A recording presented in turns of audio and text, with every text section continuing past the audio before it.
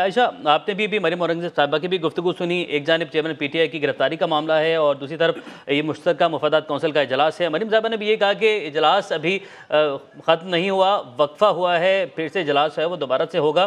اس میں بہرحال جو ہے وہ ڈسکشن اس وقت جاری ہے، اور بات کر رہے تھے ہم عوام کی، سیاستدانوں کی، ملکی حالات کی، انتخابات کی۔ تو عوام اب یہاں پر موجودہ سینیریو میں اس وقت عوام کی کیا ذمہ داری ہے؟ ہمیں کیا کرنا چاہیے؟ عوام کو کیا کرنا چاہیے؟ جیسے ہمارے جو مریم اورنگزیب صاحبہ نے بات کی ہے وہ کلیئر کر رہی ہے کہ اجلاس اگر ڈیلے میں گیا ہے یا رکا ہے کچھ دیر کو تو وہ سی ایم بلوچستان نہیں پہنچ پائے جس وجہ سے رکا ہے۔ تو مشترکہ مفادات کونسل کے جتنے ممبرز ہوتے ہیں ایک تو ان کی موجودگی ضروری ہوتی ہے، اور پھر ہر ایک کی اگر آپ کسی بھی ایجنڈا آئٹم کا اپروول لے رہے ہیں تو سب کی اس کے اوپر ہاں بھی ضروری ہے۔ تو ایک کسی بھی مشترکہ مفادات کونسل کا ممبر کا ایبسنس ہونا پاس نہیں ہو سکتا کوئی بھی ایجنڈا آئٹم۔ اس سے یہ نظر یہی آ رہا ہے کہ سی ایم بلوچستان کی موجودگی کا انتظار ہے، اور جو اس سے پہلے خبریں آ رہی تھی، حالات نظر آ رہے ہیں، اشارہ تو اسی طرف ہے۔ میں دوبارہ کہوں گی مشترکہ مفادات کونسل، کیونکہ پرائم منسٹر بھی کہہ چکے ہیں چند دن پہلے اپنے انٹرویو میں، بھی جائے گا معاملہ سینسس کی طرف اور الیکشن تاخیر کا شکار ہوگا، کیونکہ سینسس کے بعد منظوری کے بعد حلقہ بندیوں کا معاملہ ہے۔ جو میں عوام کو کیا کرنا ہے، عوام کا سب سے اہم معاملہ ہے کہ ان کو ڈلیور ہو ان کے رائٹس ان کے ڈور اسٹیپ پر۔ یہ تبھی ہو سکتا ہے جب آپ کی مقامی حکومتیں ایفیشینٹ ہوں۔ مقامی حکومتیں ہیں ہی نہیں تو ایفیشینٹ کیسے ہوں گی؟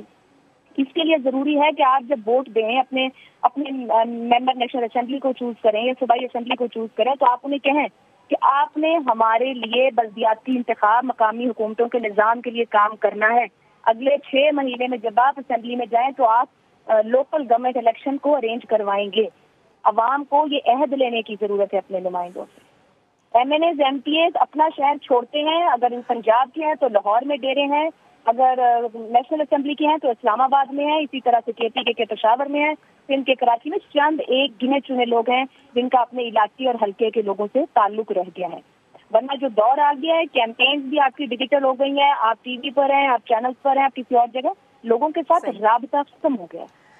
ٹھیک عائشہ، جس طرح کا جی تو اس کے لیے ضروری ہے کہ اگر مقامی حکومتیں بنے گی تو ڈلیور ہوگا، تو لوگوں کے گھر کے مسائل حل ہوں گے، گلی کا مسئلہ حل ہوگا، سڑکوں کا مسئلہ حل ہوگا، پانی صاف ملے گا۔ پہلے ان کے اپنے پولیٹیکل مسائل حل ہو جائیں عائشہ، میرے خیال ہے عوام پر تو یہ لوگ بہت بعد میں دیکھیں گے۔ میں آپ سے جاننا یہ چاہ رہی ہوں کہ جو پی ٹی آئی چیئرمین کی گرفتاری ہے، اگر رہائی ممکن نہیں ہو سکی اور الیکشن وقت پر ہو جاتے ہیں، جو کہ نہیں لگ رہا کہ ہوں گے، پی ٹی آئی کی ساکھ کتنی متاثر ہو سکتی ہے؟ پی ٹی آئی کو کہاں پہ آپ سٹینڈ کرتا دیکھ رہی ہیں اگر پی ٹی آئی چیئرمین نہیں اس کو لیڈ کرتے تو؟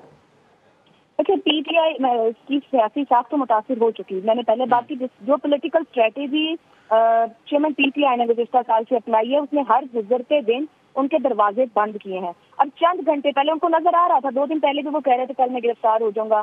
رات کی گفتگو میں انہوں نے کہا کہ سب کو مل کے بات کرنی چاہیے، میں پی ڈی ایم سے بھی کہوں گا، سیاسی مخالفین کو مخاطب کر کے جو بات کہہ رہے ہیں تو سال پہلے سوچ لیتے، 1 مہینہ پہلے سوچ لیتے، 3 مہینے پہلے سوچ لیتے۔ ان کو پتا تھا وہ اپنے ہاتھ سے ہر سیاسی دروازے کو تالا لگا رہے ہیں۔ وہ جو رائٹ لے رہے تھے پچھلے 12-13 سال سے، اس رائٹ کا مزہ ختم ہو چکا تھا 1.5 سال پہلے، ان کی اپنی وجہ سے۔ بڑا فیصلہ، آج کی بڑی خبر، پی ٹی آئی چیئرمین کی گرفتاری، 3 سال کے لیے ان کو قید ہوگی، سزا ہوگی، اور اس کے ساتھ ساتھ یہ بھی بتایا گیا ہے کہ 5 سال کے لیے نااہل کیا گیا ہے۔ عائشہ بخش، کیا کامنٹ کریں گے اس پر آپ؟ جیسے یہ تو 4 صفحات کا فیصلہ ہے، آگے ریلیف ہائی کورٹ جا سکتے ہیں، سپریم کورٹ جا سکتے ہیں، لیکن جو یہ فیصلہ بتا رہے ہیں وہ وہی کچھ ہے، کچھ نیا نہیں ہے۔ یہ میرا خیال ہے صحافی برادری کے علم میں تھے سب کچھ۔ عمران خان نے 18-19 میں ایسے صحیح سے ڈکلیئر نہیں کیے، 19-20 میں نہیں کیے۔ ان کے بطور وزیر اعظم ہوتے ہی توشہ خانہ کا معاملہ سامنے آنا شروع ہو گیا تھا، وہی آج اس فیصلے میں لکھا ہوا ہے۔ انہوں نے جب 21 میں ڈکلیئر کیا، پھر درست ڈکلیئر نہیں کیا۔ وہ خود صفائیاں دیتے رہے کہ ہمیں تحائف کا نہیں بتانا چاہیے، دوسرے ممالک سے تعلقات ہیں۔ پھر انہوں نے کہا مجھے ملے تو صادق کو بھی ملے، میری مرضی میں جیسے مرضی استعمال کروں۔ ان سے ایسا کوئی سوال پوچھا ہی نہیں گیا تھا۔ ان سے ایک بنیادی بات پوچھی گئی تھی کہ جو کچھ آپ کے پاس تھا کیا وہ آپ نے اس سال میں ڈکلیئر کیا؟ جو کچھ آپ کے پاس 19-20 میں تھا آپ نے ڈکلیئر کیا؟ جو کہ انہوں نے ڈکلیئر نہیں کیا تھا۔ اور پھر انہوں نے ایک قانون تھوڑی توڑا، یہاں سے اٹھا کے توشہ خانہ کے تحائف آپ باہر بھیج رہے ہیں، جو کہ اب تک جو بات رپورٹ ہو رہا ہے فرا بی بی کے لے کے جب جا رہی ہیں، وہ کس طرح گئے، یہاں پر کہیں ڈکلیئر ہوا، کس طریقے سے گئے، کہیں ڈکلیئر ہوا؟ باہر سے جو $2 ملین کی بات کی جاتی ہے وہ کس طریقے سے واپس آئے، کس کے پاس گئے، کیا وہ مکمل ان کے اکاؤنٹ میں گئے، کس کے اکاؤنٹ میں گئے؟ پھر وہ کہتے رہے میں نے 50% دے کے رکھے، انہوں نے 20% دے کے رکھے جو 18-19 کے ان کے تحائف تھے۔ یہ وہ چیئرمین پی ٹی آئی ہیں جو اپنی ساری سیاست اس بات پر کھڑی کرتے رہے کہ مجھے تو بہت زیادہ دیا رکھ، مجھے ضرورت ہی نہیں کسی بات کی، مکمل ہوں میں، ہر بھرا ہوا ہے میرا گھر، نہ مجھے غلط بیانی کی ضرورت ہے، نہ کرپشن کی ضرورت ہے، نہ کسی چوری کی ضرورت ہے۔ کہاں کھڑی آج جو 25 سال کی سیاست؟ اب جس عوام کو پیچھے لگایا انہیں کون سمجھائے کہاں کیا صحیح اور کیا غلط؟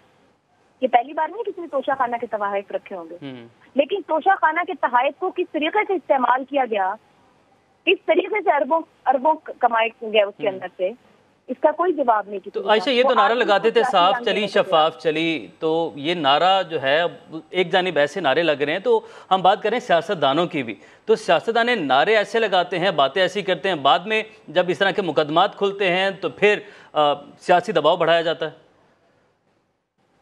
سیاسی دباؤ تو پھر سیاسی اینگلنگ کے لیے نا، میری بات سنیں، ابھی سیاستدان اس کو یوز کرتا ہے سب سے زیادہ، جب طاقت میں نہیں ہوتا تو عوام کو استعمال کرتا ہے، اور طاقت میں بیٹھ جاتا ہے تو اسی عوام کو بھول جاتا ہے۔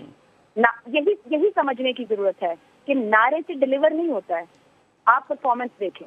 اگر تو 5 سال میں 3.5 4 سال میں چیئرمین پی ٹی آئی اور پی ٹی آئی کی بطور جماعت پرفارمنس ہے، جو کہ نظر آ رہا ہے کہ 9 مئی کے بعد تو جماعت ہی نہیں بچ رہی، سیکنڈ ان کمانڈ کوئی کھڑا ہونے کو تیار نہیں ہے۔ لیڈرشپ کدھر ہے پی ٹی آئی کی؟ مطلب جس شخص نے اپنی انا کے لیے اپنی جماعت قربان کر دی، مطلب انہوں نے یہ نہیں سوچا، اس سے پہلے بھی ہم نے دیکھا لیڈر پاکستان پیپلز پارٹی سے جیل گئے، مسلم لیگ نون سے لیڈرشپ جیل گئی، سیکنڈ ٹیئر بھی گئی، لیکن انہوں نے جتنی کوشش کی کہ کم از کم ہماری سیاست اور ہماری جماعت تو بچے۔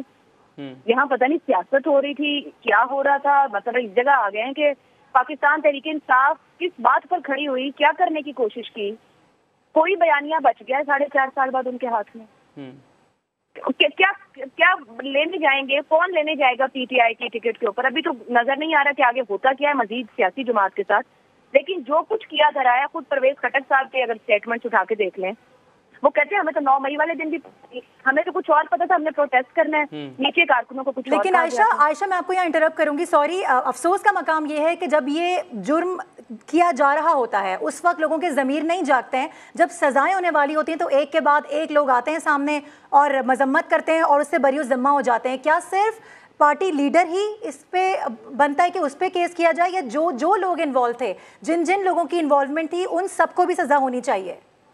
دیکھیں، قانون کسی نے کہیں توڑا ہے ملک کا، تو بالکل وہ کوئی بھی ہو، اے بی سی ڈی، اس کی پکڑ ہونی چاہیے، سزا ہونی چاہیے، اکاؤنٹیبلٹی ہو، اور باقیوں کے لیے نمونہ عبرت ہو۔ مگر جب ہم سیاسی جماعت کی بات کرتے ہیں، جبکہ ہمارے یہاں کوئی بھی سیاسی جماعت نہ تو انڈیپینڈنٹ انتخابات جماعت کے اندر کراتی ہے، ذمہ داریاں بھی اپنی پسند سے اور ناپسند سے دیتی ہے، اور پھر ایک ایسا لیڈر جو مستقل یہ کہتا رہا پرائم منسٹر بننے سے پہلے بھی کہ اگر میرے پاس اختیار نہیں ہوگا تو میں پرائم منسٹرشپ چھوڑ دوں گا، میں اختیار ہوگا، اگر میں پرائم منسٹر ہوں گا تو اختیار میرا ہوگا، اور بینگ پرائم منسٹر بھی کہتا ہوں فیصلے میں لیتا ہوں میں، اور اگر میرے جیسا لیڈر بیٹھا ہوگا تو نیچے پیچھے سارے ٹھیک ہوں گے۔ وہ خود یہ کہا کرتے تھے کہ میں لیڈر ہوں، خود میرے ساتھ چلنے والے لوگ ہم کہا کرتے تھے، سوال اٹھاتے تھے جب ان کی جماعت میں دھڑا دھڑ وہ رنگین ڈال کے مفلر لائے جاتے تھے پی ٹی آئی کے اندر، اور بڑی تعریفیں ہوتی تھی، اتنے لوگ آ گئے، اتنے لوگ چلے گئے، وہ جماعت بھی گئی، وہ بھی ٹوٹے گی۔ اس وقت تنقید ہوتی تھی کہ آپ بہت سے ایسے لوگ اکٹھے کر رہے ہیں جو کل آپ کے لیے مشکل کریں گے، بہت سے لوگ کسی کے کہنے پہ آپ ڈال رہے ہیں، وہ کہتے ہیں میں ہوں نا تو بس سب ٹھیک ہے، میں سب کو ٹھیک کر لوں گا، میرے ساتھ جو چلے گا وہ بھی ایسا میری طرح ٹھیک ہو کے چلے گا۔